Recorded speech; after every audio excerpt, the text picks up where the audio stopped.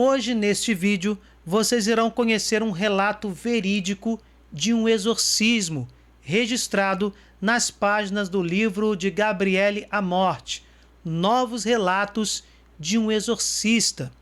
Antes de mais nada, uma pequena introdução. É necessário dizer que Deus só permite possessões demoníacas, que vale ressaltar, são muito, mas muito raras, para que um bem maior seja conquistado. A libertação de uma pessoa da presença de um ser maligno pode ser, sim, motivo para a conversão de uma família, de uma paróquia ou até mesmo de uma cidade inteira. A possessão é algo comprovado pelas Sagradas Escrituras, é algo comprovado biblicamente, e os anjos caídos existem, assim como existem os anjos celestiais. Sobre os anjos do céu e os anjos caídos, a fundamentação bíblica das possessões, dos exorcismos e das orações de libertação, vejam vídeos produzidos por nós, links na descrição. Não deixem de assistir, pois muitos conceitos apresentados nestes vídeos podem ajudá-los a entender alguns detalhes deste relato que vamos apresentar. Vamos então, antes de começarmos o relato, conhecer o autor do livro. Padre Gabriele Amorth, sacerdote da Pia Sociedade São Paulo, é conhecido mundialmente como Grande Exorcista. Desde 1986, exerce esta missão em Roma, por isso é considerado o exorcista número 1 do Vaticano. Nascido em 1925, em Modena, na Itália, foi ordenado sacerdote em 1954. Formado em Direito, também é famoso como jornalista, devido aos inúmeros artigos e livros publicados, sem mencionar o seu programa de rádio, com cerca de 1.700.000 ouvintes. Conhecido agora o autor, vamos ao relato do exorcismo. Transcrevo um caso ocorrido na França, apresentando o relatório feito pela psiquiatra Maria Domentia Fouqueray. Nomeada médica psiquiatra em prática independente, em abril de 1986, colaboro há 4 anos com o exorcista diocesano, com conhecimento e aprovação do nosso bispo, Monsenhor René Picandet, que acredita na possibilidade das possessões diabólicas. Nem todos são como ele, e aqui eu boto um parênteses, infelizmente não são, e acompanha o nosso trabalho. A minha formação cristã remonta à infância e sempre me esforcei por aprofundá-la. Graças à orientação de um ótimo sacerdote, segui, enquanto estudava medicina, alguns cursos bíblico-teológicos. Novamente percebemos aqui algo que as pessoas acabam enxergando: a descrença de alguns sacerdotes diante das realidades espirituais. Em 1974, descobri encontros dentro da Igreja Católica e, através deles, a oração de cura, de libertação e os exorcismos. Quando me pediram colaboração, pela minha competência específica em psiquiatria, aceitei com prazer e estou em sintonia com o exorcista diocesano. Um dos primeiros casos que tivemos de enfrentar foi este. Tratou-se de uma mulher de 40 anos, casada e mãe de 4 filhos, que trabalhava como educadora especializada. A causa dos seus males devia-se ao fato de ter frequentado uma seita satânica durante mais de 10 anos. Quando se dirigiu a nós, era a 3ª vez que tentava sair daquela seita. Algo muito comum em uma possessão demoníaca é quando a pessoa ou alguns integrantes da família estão sim frequentando seitas satânicas ou completamente afastados da religião. Ao contrário do que se poderia supor, esta mulher estava muito próxima de sacerdotes e foi um sacerdote quem a conduziu até nós. De fato, levava uma vida dupla. Olha a contradição desta pessoa. Conhecia muitos sacerdotes e todos os domingos tocava órgão nas missas, embora nunca se aproximasse dos sacramentos. Aliás, ela era a sacerdotisa suprema de uma seita ligada à bruxaria e magia negra, bastante conhecida popularmente, cujo chefe é Lúcifer. Fora iniciada progressivamente e, depois de ter entrado, sabia que só sairia de lá após a morte violenta a que fora destinada, o suicídio. Queria sair daquela seita, mas tinha muito medo porque conhecia os riscos que isso poderia trazer. Quando a encontramos pela primeira vez, apresentava sinais de uma pessoa deprimida, atormentada, muito magra, dormia mal, mas não tinha precedentes psíquicos. Depois de bem examinado o caso, o exorcista decidiu proceder aos exorcismos, primeiro quinzenais, depois semanais. Para mim, foi uma experiência cheia de descobertas que enriqueceu e estimulou a minha fé. Um detalhe importante: a psiquiatra foi a primeira a examinar aquela pessoa. Por quê? Porque primeiro se excluem todas as possibilidades de transtornos psíquicos, para que depois de eliminada esta hipótese, um exorcista possa atuar. Como psiquiatra, procurei compreender a porta de acesso, ou seja, os motivos que tinham levado esta pessoa a entrar numa seita satânica. A sua educação cristã fora muito rígida, baseada numa observância das práticas tradicionais. Não tinha descoberto o amor de Deus. Tinha frequentado um colégio de freiras, onde teve uma boa formação intelectual, mas nenhuma ajuda espiritual. O casamento também não a ajudou. O marido, que ganhava bem, obrigou-a a deixar o trabalho e a ocupar-se apenas dos filhos e da casa. Gostaria de sair de vez em quando, mas o marido era contra. Mesmo as férias de verão eram passadas numa pequena aldeia da província, junto dos seus pais, já velhos, que a aborreciam, enquanto ela preferia encontrar distrações. Num jornal qualquer, leu o convite para uma jornada de diversão e passatempo.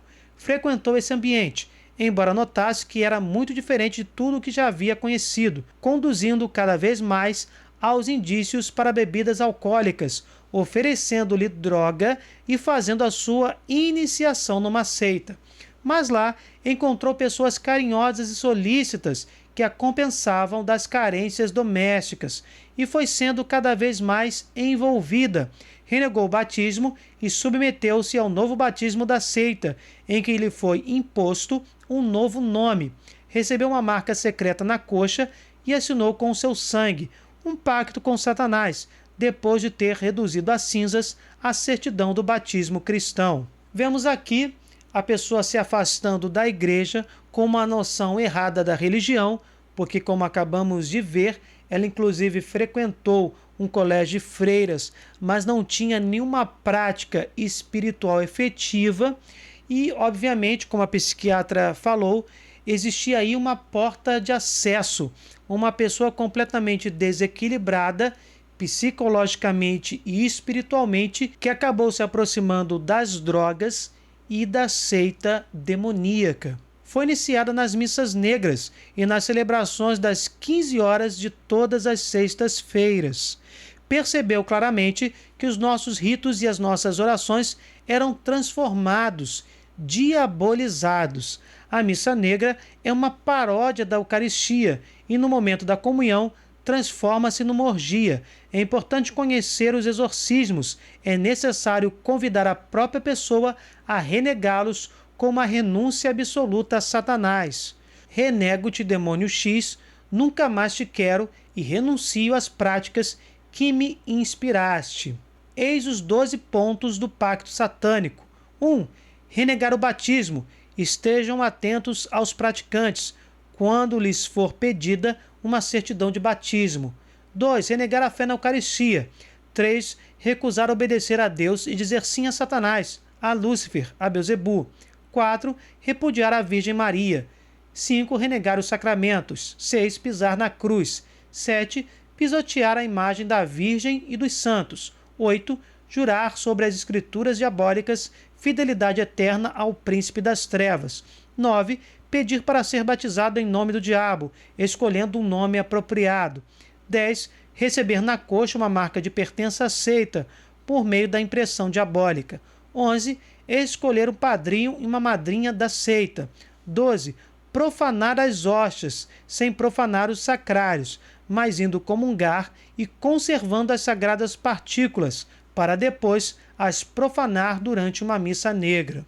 Este momento é muito interessante, porque uma seita completamente satânica que devia pregar o ateísmo, na verdade, acaba valorizando as riquezas espirituais do catolicismo, demonstrando que para realmente abraçar o satanismo se faz necessário atacar as realidades espirituais, logo legítimas, do depósito da fé cristã. Fui descobrindo tudo isto aos poucos, à medida em que se avançava nos exorcismos.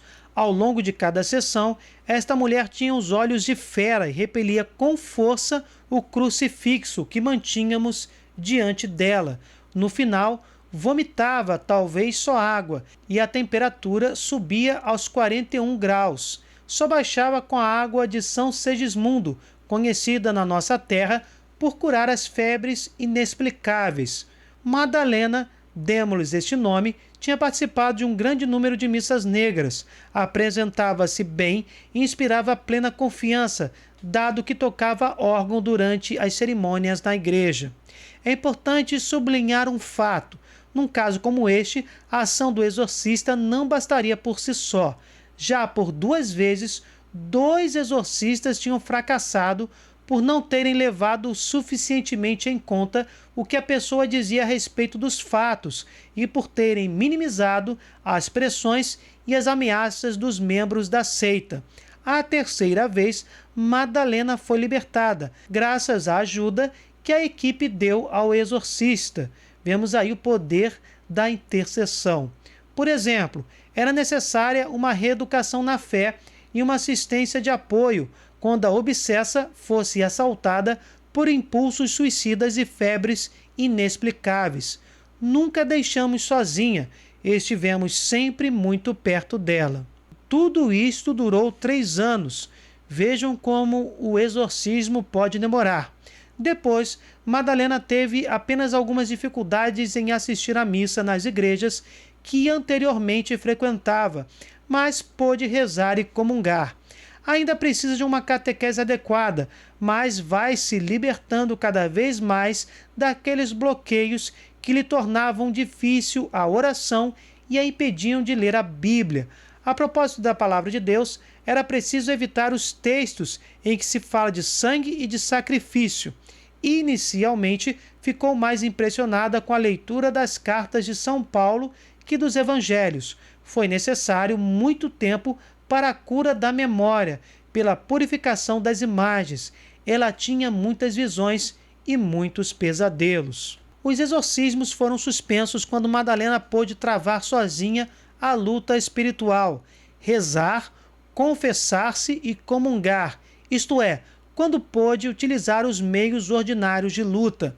Acrescento 2 fatos importantes. Madalena não era crismada. Depois de uma preparação adequada, ela mesma pediu pelo sacramento do crisma, que lhe foi conferido pelo vigário-geral da diocese, na presença do marido, filhos e também dos integrantes da equipe. Algum tempo depois, fez uma reinserção solene na igreja, na presença do bispo e de todas as pessoas que tinham assistido ao crisma, e ela própria compôs orações muito belas ao Senhor e à Virgem, nos 2 anos que foram necessários para chegar à libertação completa. Temos aqui vários detalhes que poderiam ser examinados. A própria seita satânica, o afastamento de Madalena da fé verdadeira. Ela teve que realmente fazer uma renúncia de todas as práticas ordinárias da fé católica. Precisou, inclusive, da caridade, da assistência de todos aqueles que estavam na equipe, incluindo assistência material e, obviamente, intercessão através de orações. Mas, aos poucos, nossa irmã foi libertada pelo sangue redentor de nosso Senhor Jesus Cristo. Vimos aqui novamente que um mal foi permitido para que um bem maior fosse conquistado. Se vocês gostaram, deixe seu like, compartilhem, se inscrevam no canal. Fiquem com Deus, desculpem qualquer coisa e até o próximo vídeo.